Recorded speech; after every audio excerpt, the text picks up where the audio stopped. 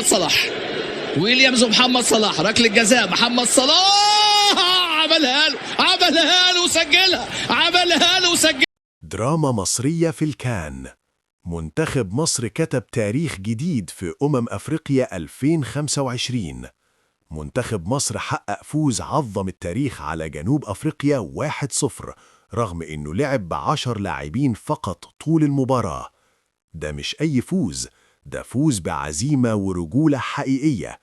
الهدف الحاسم محمد صلاح في الدقيقة 45 قبل نهاية الشوط الأول. صلاح نجح في تحويل ركلة جزاء بشكل هادي ومحترف وعطى مصر التقدم. بس الماتش ما كانش سهل.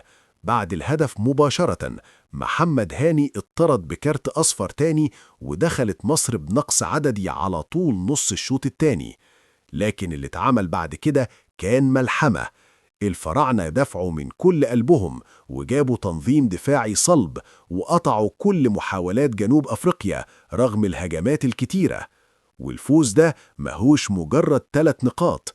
مصر بتضمن رسميا إلى دور ال16 وبتتصدر مجموعتها بقوة، ودي بداية ممتازة نحو اللقب. ملحمة صلاح وبطولات مصر مش بتخضع للظروف. ب10 لاعبين اتخلق فوز غير طبيعي في أفريقيا. لو بتدور على بطل المباراة الحقيقي يبقى اسمه محمد الشناوي. منتخب مصر لعب أكتر من شوط كامل ب10 لاعبين قدام جنوب أفريقيا، والضغط نار والهجمات واحدة ورا التانية. بس هنا ظهر الأسد. الشوط التاني كان اختبار أعصاب، تسديدات من كل زاوية، كرات عرضية، انفرادات، لكن الشناوي قال لأ.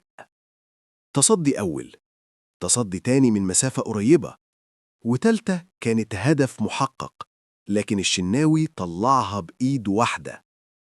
كل كرة كانت بتقرب من المرمى كانت بتلاقي حارس مصر واقف في السكة.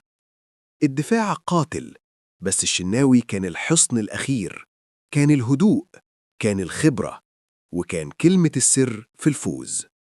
مصر كسبت 1-0، لكن الحقيقة الشناوي كسب الماتش لوحده.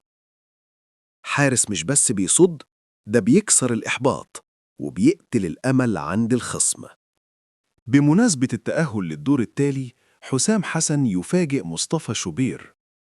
بعد الفوز الصعب على جنوب إفريقيا 1-0 وتأهل منتخب مصر رسمياً إلى دور ال16 في إفريقيا 2025، حسام حسن المدير الفني عمل مفاجأة في المعسكر قبل مواجهة أنجولا القادمة.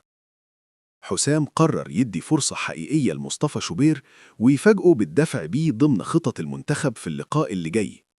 خطوة مفاجأة بعد الأداء الصلب للفراعنة في البطولة. القرار ده بيجي في وقت الأهلي نصب أنظار الجماهير على شوبير بعد المستويات القوية اللي بيقدمها مع فريقه، وده بيخلي دوافعه في اللعب مع المنتخب أعلى من أي وقت. كمان حسام حسن موقفش عند كده. الجهاز الفني استبعد سميئي من الأهلي في تشكيلة اللقاء الجاية، وده عشان التوازن بين الراحة والاستعداد للمرحلة القادمة بعد التأهل.